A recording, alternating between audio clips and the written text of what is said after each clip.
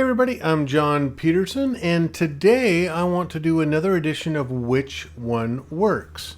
This is a video series that I do that is an image critique over my images, and it walks you through the process I go through in selecting which ones of my images I think work better than others.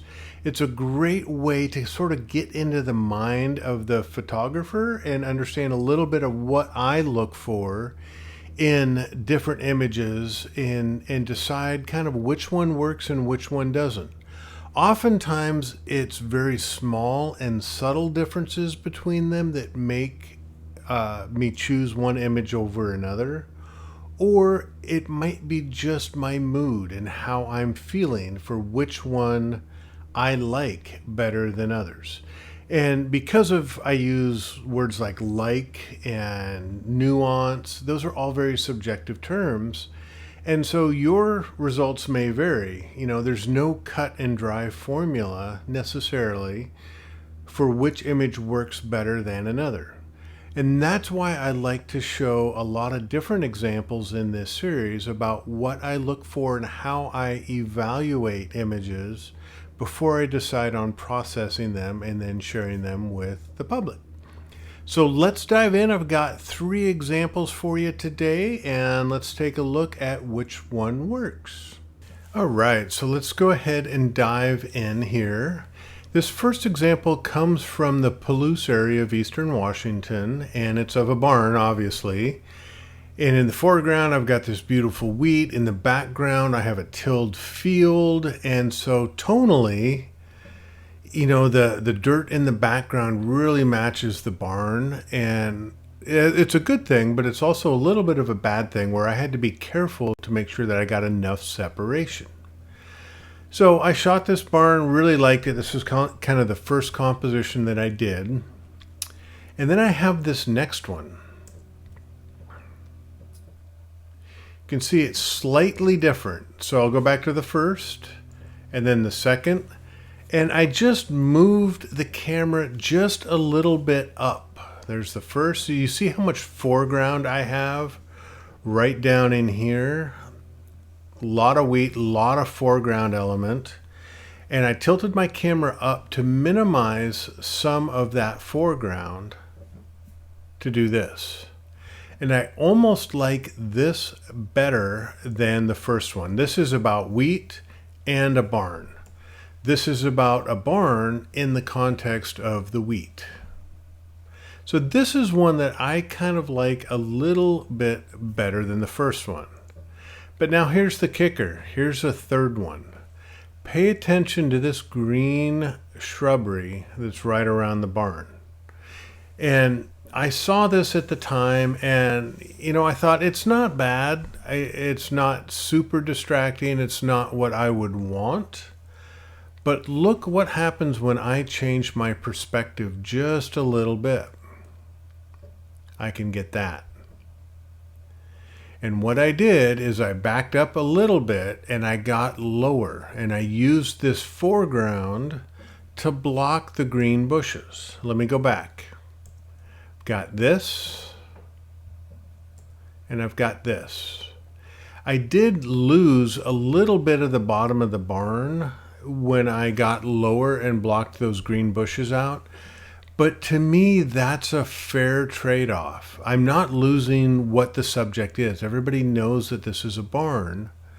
But what I'm losing is a color out of there. Green doesn't match the color profile that I have going on in this shot. And this is the feeling of this image is about harvest. It's about autumn. It's about golds and browns.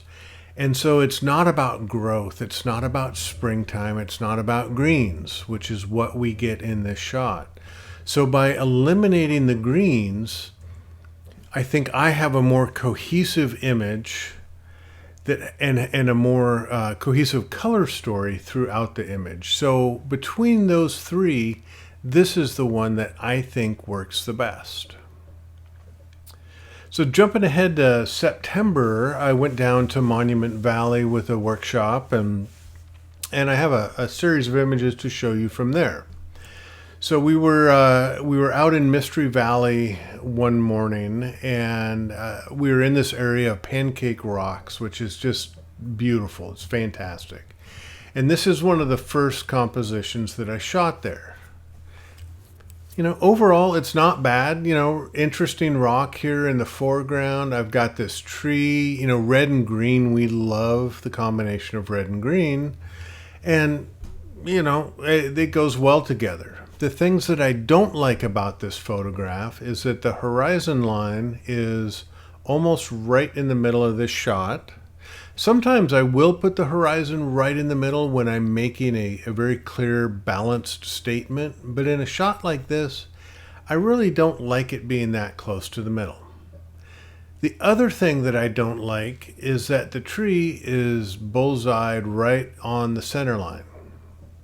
Okay, so and sometimes it works to bullseye the subject. Other times a lot of the times it doesn't, and this is one that really doesn't, in my opinion. So I'm not a huge fan of this shot. It's not bad, but it's not great. It's not one that I'm proud of. That I really am proud of what it took to create this photograph. As I look around here, though, there's a couple of other interesting visual elements. Number one, there's some clouds in the sky that I'll be able to bring out. And notice I've got all this dead sky up above that I could crop some of that out if I wanted to. In theory, I should have done a better job in the field to maybe not have as much dead space up here.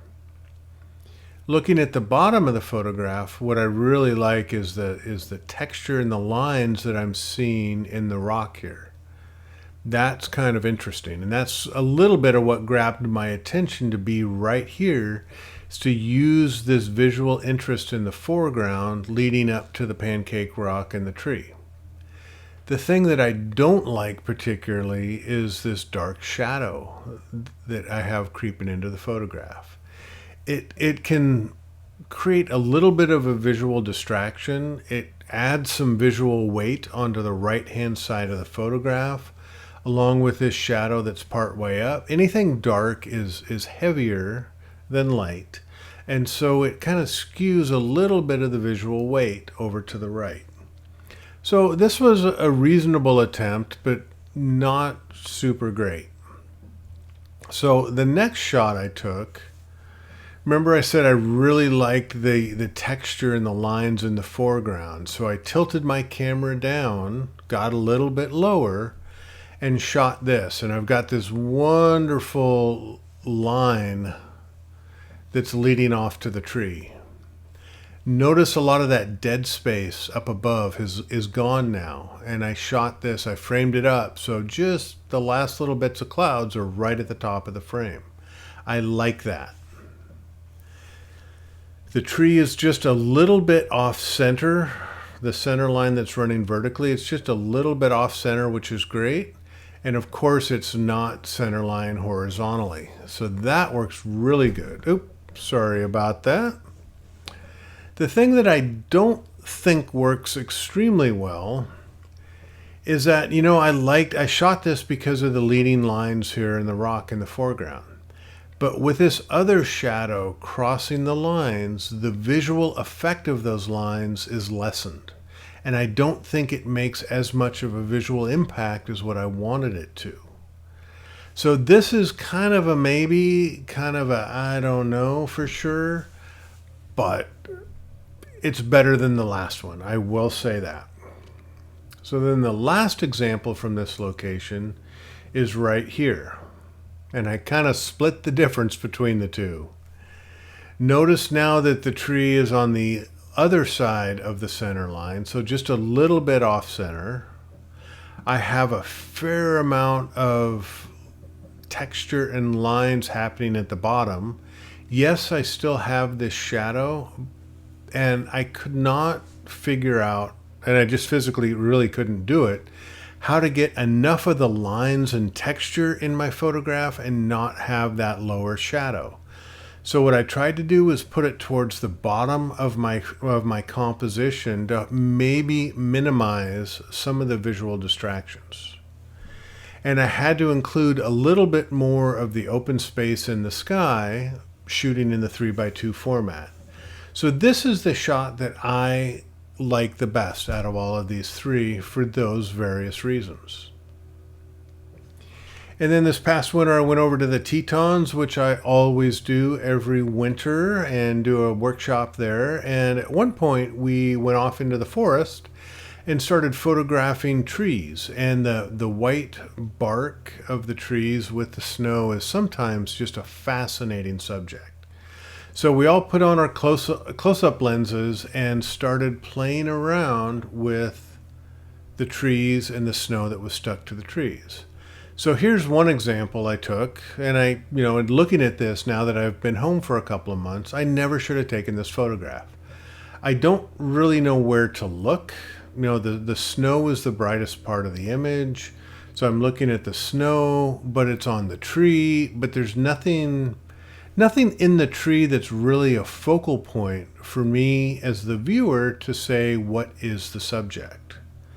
So this is one that I'm going to throw away as soon as I get done with this video. It just doesn't make sense. This next one, now I still have the bark, I have the snow, and I have a little bit of visual interest happening here. Got this orange lichen, which is great. It's kind of this swoopy little line leading up. Very nice. This I kind of like. The things I don't like about this image is that I couldn't get close enough and still focus on the lichen without including some of the sky up here. I don't like the background down here to the right, lower right. And then as I really look, I see that parts of this image are soft. So I didn't nail my focus point. But the idea, I started warming up and seeing the idea of what I wanted to do for a subject medium like this. So the next shot, and again, these are not processed images. So this image is a little bit dark. But again, so I've got this vertical tree trunk, which is great. Got a little bit of background here that I can crop out, but I've got this orange lichen that's right in here, nestled amongst the snow. That could be a great color pop, great visual interest. The other thing I like about this is this line of snow right here. It's a nice little sort of arc going up and over. So this is a cool shape to have. This is a good possibility. But the one out of this series that I really liked, that I really focused on, was this. A, I nailed the focus. B, it's a little bit more abstract. So a viewer might not know what it is that they're looking at, and I'm okay with that. But this strong line of color, this lichen that's growing on the tree bark, is absolutely fantastic. And the way the snow butted right up against this color, I couldn't have asked for anything better. And I had to walk around for a decent amount of time to find a good example of this, and then spend another 10 minutes setting up my camera, getting the right focal length, getting the right depth of field set before I could execute this and have a reasonably good estimate that the photograph was going to come out well. This little curve of lichen right down here on the right hand side I like as well. Another little piece of visual interest. So I've got negative space in the upper left, I've got texture and color in the lower right, and I've got this wonderful dividing line right down the middle. So it's a good balanced image this way. All right, folks, there you go. What did you think? I would love to get your comments and reactions down below. If you like what you saw and want to be notified when I do more videos like this, just hit the subscribe button down below, tickle the bell, do all that kind of good stuff, and you'll be notified when I release videos. So thanks for watching. Have a great day and keep shooting. All right, bye-bye.